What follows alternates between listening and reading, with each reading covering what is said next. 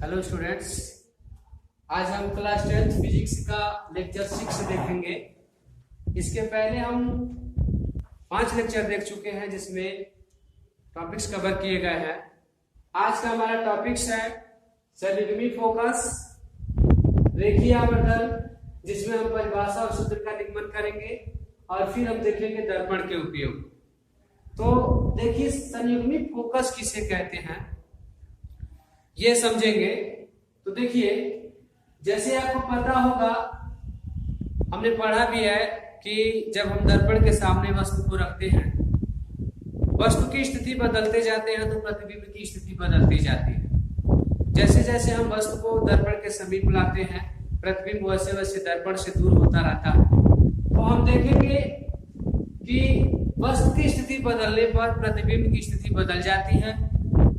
वस्तु की स्थिति के बदलने से प्रतिबिंब की स्थिति बदलना किस बात पर निर्भर करता है? तो देखिए, यहां पर जब हम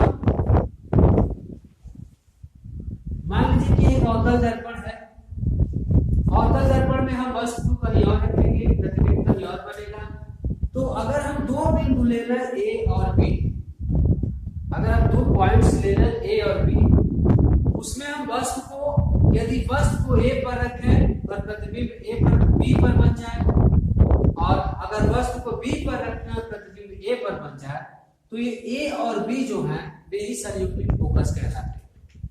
संयुग्मी फोकस बिंदुओं को कहा जाता है, उन बिंदुओं को कहा जाता है जिन पर वस्तु की स्थिति बदली जाए तो प्रतिबिंब की स्थिति स्वतः बदल जाए।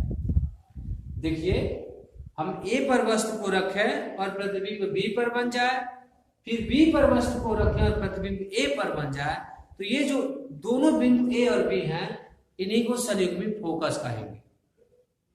तो दर्पण के सम्मुख वे बिंदु जिन पर वस्तु की स्थिति बदलने से प्रतिबिंब की स्थिति बदल जाती है, वे बिंदु ही संयुग्मी फोकस कहलाते हैं।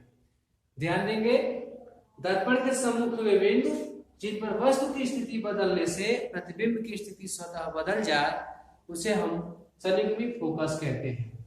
हम देखे भी हैं अवतल दर्पण के केस में कि प्रति वस्तु को अगर हम अनंत पर रखते हैं तो प्रतिबिंब फोकस पर बनता है, और अगर हम वस्तु को फोकस पर रख दें तो प्रतिबिंब अनंत पर बन जाता है। तो अनंत और फोकस एक दूसरे के लिए क्या है? संयुग्मी फोकस है। अब इसमें एक प्रश्न आता है कि संयुग्मी फोकस किस दर्पण में संभव है और क्यों? तो देखिए, हम अवतल दर्पण में वस्तु की स्थिति बदलते हैं तो प्रतिबिंब की स्थिति बदल जाती है। वहीं अगर उत्तल दर्पण में हम वस्तु की स्थिति बदलें तो प्रतिबिंब की स्थिति नहीं बदलती है। अर्थात संयुग्मी फोकस केवल अवतल दर्पण में संभव है, उत्तल दर्पण में नहीं। क्योंकि हम जानते हैं उत्तल दर्पण में अगर हम वस्तु को कहीं भी रख देते हैं तो प्रतिबिंब हमेशा फोकस और ध्रुव के बीच में बनती है, इसलिए वस्तु के अनुसार प्रतिबिंब की स्थिति में बदलाव नहीं होता है। इसलिए और उत्तल दर्पण में संयुग्मी फोकस संभव नहीं होता है। तो ध्यान देंगे, संयुग्मी फोकस केवल अवतल दर्पण में संभव होता है, उत्तल दर्पण में नहीं। उत्तल दर्पण में इसलिए नहीं होता है क्योंकि उत्तल दर्पण में हम वस्तु को कहीं भी रख दें, प्रतिबिंब केवल एक ही स्थिति होती है, वो हमेशा फोकस और ध्रुव के बीच में बनती है। तो ये था संयुग्मी फोकस और उससे रिलेटेड कुछ बात। अब हम दूसरा देखेंगे, रेखीय आवर्धन, परिभाषा और सूत्र का निगमन। तो देखिए, सबसे पहले हम जाने रेखीय आवर्धन कहते किसे हैं। तो देखिए, दर्पण द्वारा जब हम कोई वस्तु रखते हैं दर्पण के सामने तो उसका प्रतिबिंब बनता है। तो यहां पर प्रतिबिंब की लंबाई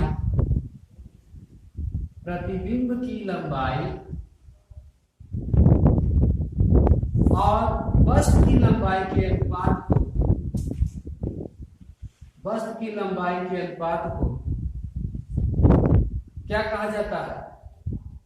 प्रतिबिंब की लंबाई और वस्तु की लंबाई के अनुपात को हम कहते हैं रेखीय आवर्धन।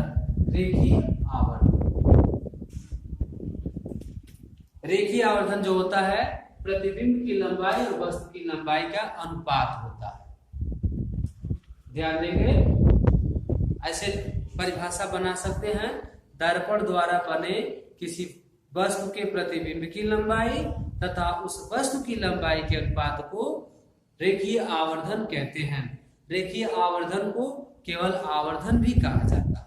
तो ध्यान देंगे इस बात का, प्रतिबिंब की लंबाई और वस्तु की लंबाई का जो अनुपात है वही रेखीय आवर्धन कहलाता है। अब हम इसके सूत्र का निगमन देखेंगे। देखिए इसके सूत्र का निगमन क्या है। यहाँ फिगर देख रहे हैं, ये एक अवतल दर्पण है, इसके सामने हम कुछ दूरी पर कोई बिंदु वस्तु ओ रखे हैं जिसकी लंबाई को ओ डैश माना गया है, और हमें पता है कि जो किरण मुख्य अक्ष के समांतर जाती है वो दर्पण से परावर्तित होकर मुख्य फोकस से होकर गुजरती है, और जो किरण मुख्य वक्रता केंद्र से जाती है वो दर्पण से टकराकर पुनः अपने ही मार्ग में वापस लौट जाती है। तो ये है, देखें ओ डैश का यहाँ पर आई डैश प्रतिबिंब बना है। इसमें हम लोग देखिए वस्तु की जो दूरी है वो PO है, उसको हम डिनोट करते हैं -u से। आपको चिन्ह परिपाटी पढ़ाया गया है, उस लेक्चर में आप देखेंगे तो चिन्ह परिपाटी बताया गया है कि कब कौन सी दूरी कब ऋणात्मक होती है और कब धनात्मक होती है। तो PO देखिए पोल है और ये ऑब्जेक्ट है, इसकी दूरी को हम u से डिनोट करेंगे, बाएं तरफ है इसलिए नेगेटिव हो जाएगा। उसके बाद से प्रतिबिंब देखिए, प्रतिबिंब की दूरी जो है वो है B, वो भी लेफ्ट में है इसलिए माइनस इसका भी लिया जाएगा। ये ओ डैश जो है वस्तु है और आई डैश प्रतिबिंब है। हमको पता है कि जब दो वस्तु से चलने वाली किरणें प्रकाशीय केंद्र से परावर्तन के पश्चात जिस बिंदु पर मीट करती है या काटती है या मिलती है उसी बिंदु पर प्रतिबिंब बनता है। यहाँ पर क्या किया गया है, एक किरण मिलाया गया है पोल से।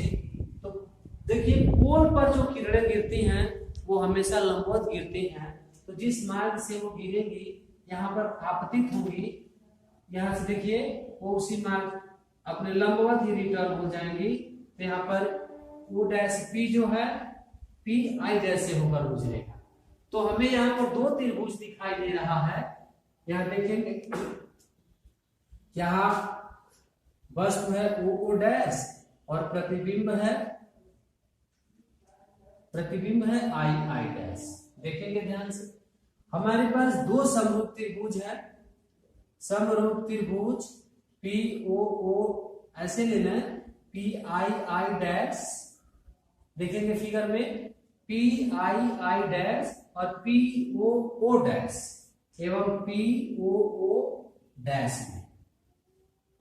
देखिए हमें पता है कि समरूप त्रिभुज की संगत भुजाएं अनुपातिक होती हैं, ऐसा आपको गणित में बताया जाएगा, बताया गया भी होगा।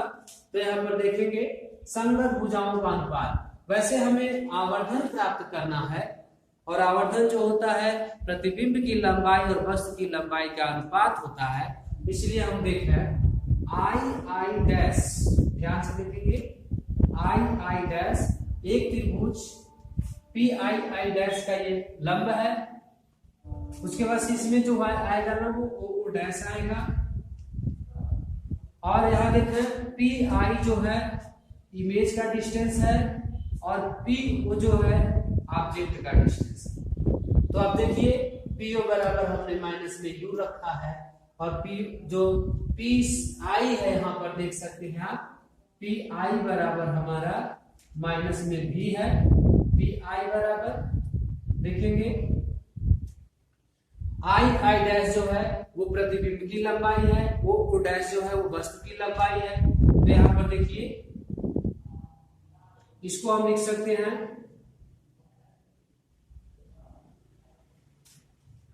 I डैश को हम वस्तु की प्रतिबिंब की लंबाई लिख सकते हैं, प्रतिबिंब की लंबाई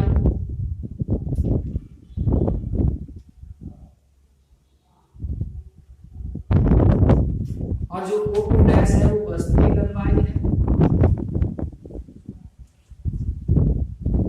वस्तु की लंबाई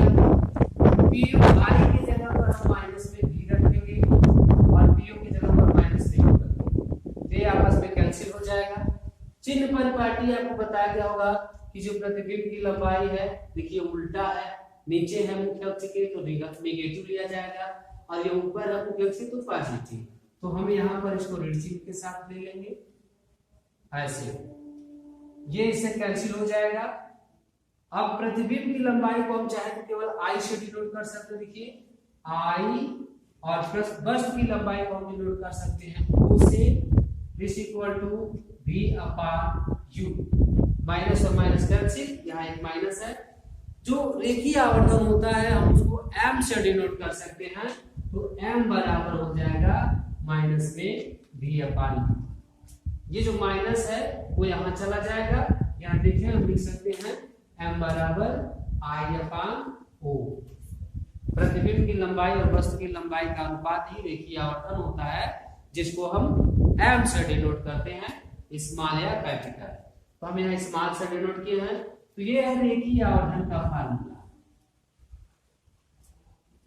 जो कि परिभाषा में है प्रतिबिंब की लंबाई बटे वस्तु की लंबाई, और सूत्र में प्रतिबिंब की दूरी अपॉन वस्तु की दूरी में मिलता है।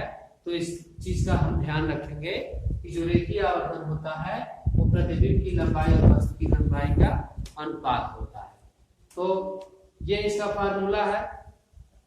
देखिए जो रेखीय आवर्धन होता है वो अलग अलग प्रतिबिंबों के लिए अलग अलग होता है। जैसे हम पढ़े हैं कि प्रतिबिंब दो प्रकार के होते हैं, आभासी और वास्तविक। तो आभासी प्रतिबिंब का आवर्धन क्या होता है, वास्तविक प्रतिबिंब का आवर्धन क्या होता है, हम इसको देखेंगे। हम यहाँ पर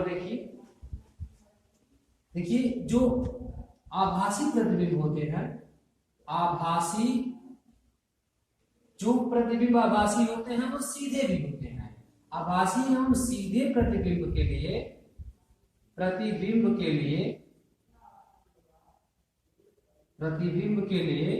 आवर्धन धनात्मक होता है, बहुत ही इंपॉर्टेंट है, ये बात याद रखेंगे। आभासी एवं सीधे प्रतिबिंबों के लिए, यहाँ लिख सकते हैं प्रतिबिंबों के लिए आवर्धन धनात्मक होता है। और दूसरा याद रखेंगे वास्तविक एवं उल्टे प्रतिबिंबों के लिए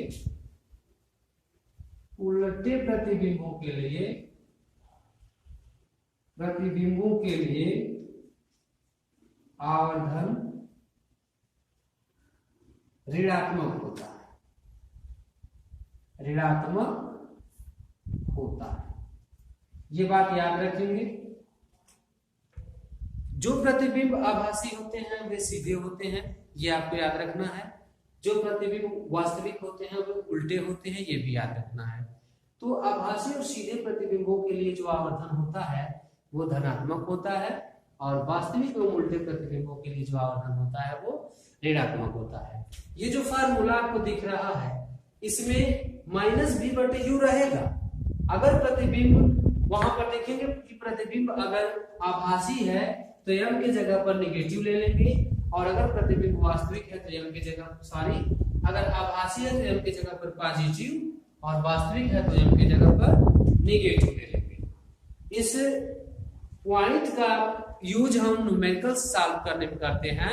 जब न्यूमेरिकल सॉल्व करेंगे तो आवर्धन आएगा और वहां पर आभासी और वास्तविक प्रतिबिंब का जिक्र किया गया होगा, उस समय बिना नेगेटिव या पॉजिटिव साइन यूज किए हम न्यूमेरिकल्स नहीं सॉल्व कर सकते। तो याद रखेंगे आवर्धन जो होता है आभासी और सीधे प्रतिबिंबों के लिए धनात्मक होता है, वास्तविक और उल्टे प्रतिबिंबों के लिए ऋणात्मक होता है। तो इसे ध्यान में रखेंगे।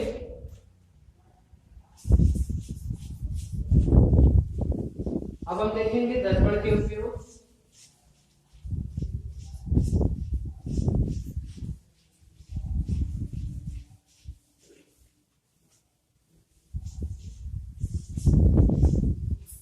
देखिए जो हमारा लास्ट टॉपिक था वो दर्पण का उपयोग था।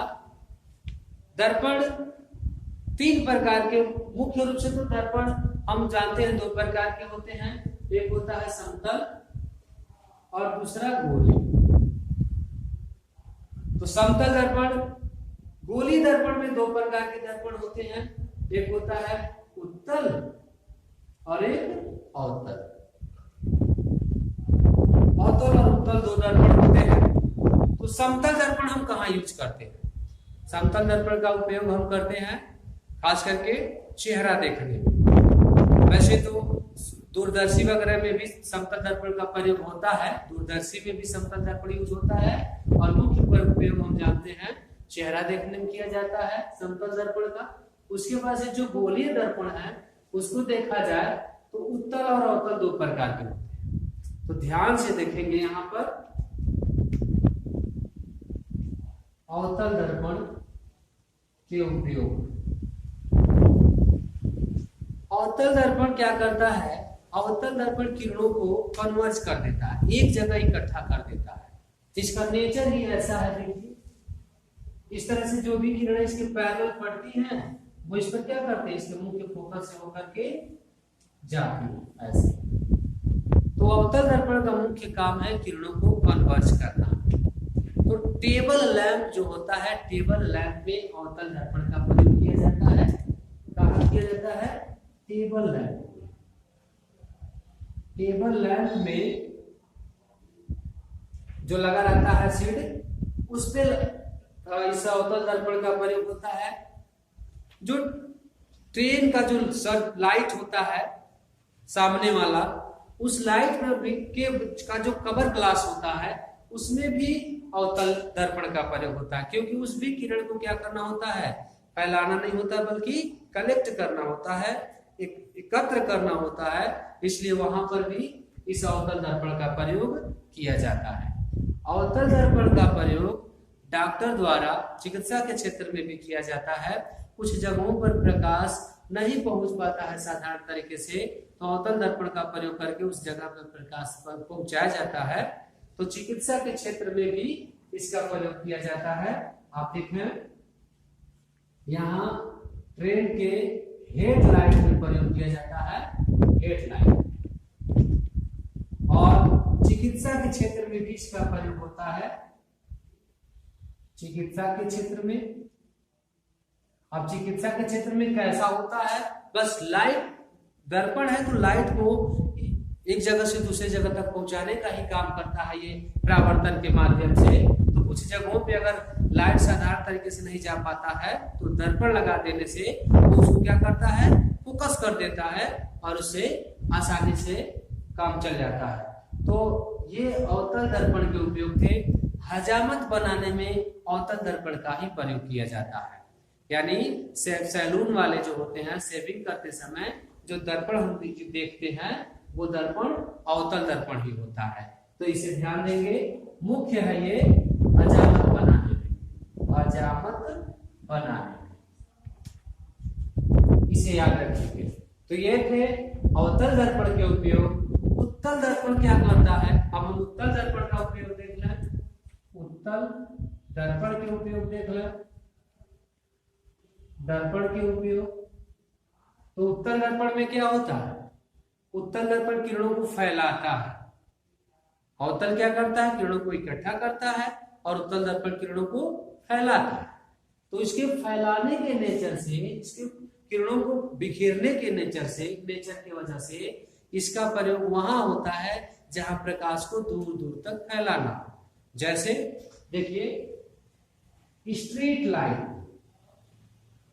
जो स्ट्रीट लाइट होता है उसमें किया जाता है। स्ट्रीट लाइट का मतलब जो गलियों में लगे होते हैं, जैसे जो गली में लाइट लगा होता है बड़े बड़े पुल पर, उसे आप देखते होंगे कि काफी दूर तक प्रकाश की जरूरत पड़ती है। तो उत्तल वहां पर दर्पण लगा होता है, कांच का जो ग्लास होता है उत्तलाकार होता है, उससे होता यह है कि प्रकाश की जो किरणें होती है दूर दूर तक फैल जाती हैं।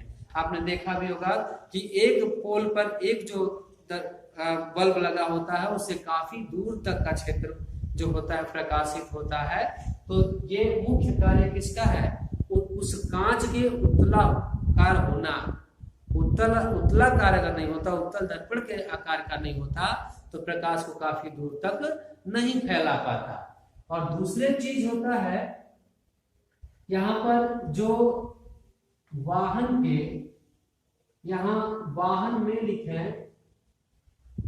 ड्राइवर के बगल में बगल में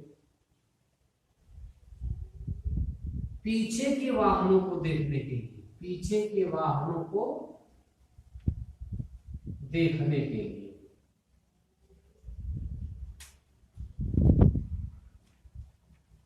इसका दूसरा मुख्य उपयोग है, जो भी बाइक हो गया या और भी मोटर कार हो गए, उसमें ड्राइवर के बगल में जो कांच होता है जिससे पीछे आने वाले वाहनों को देखा जाता है, वो क्या होता है, उत्तल दर्पण ही होता है। वो क्या करता है, वो दूर से आ रही चीजों को फोकस करके नजदीक महसूस कराता है। इस वजह से वहां पर क्या करते हैं, उत्तल दर्पण का प्रयोग करते हैं। तो ये थे उत्तल दर्पण के उपयोग। तो ध्यान देंगे, उत्तल दर्पण या दर्पण के उपयोग भी पूछे जाते हैं। कभी नाम देकर पूछ सकता है कि ड्राइवर के बगल वाले जो दर्पण होता है वो कौन सा दर्पण होता है, या स्ट्रीट लैंप में कौन सा दर्पण होता है। ऐसे ही पूछा जा सकता है टेबल लैंप में कौन सा दर्पण यूज किया जाता है। तो इस तरह से प्रश्नों के प्रकार हो सकते हैं, या हजामत बनाने में किस दर्पण का प्रयोग किया जाता है। तो इस तरह से दर्पण के उपयोग को आपसे पूछा जा सकता है, न केवल बोर्ड के एग्जाम में बल्कि अन्य कंपटीशन के भी एग्जाम में इन सब चीजों से प्रश्न पूछा जाता है। तो परावर्तन के रिलेटेड जो टॉपिक्स थे वो समाप्त हो गए हैं।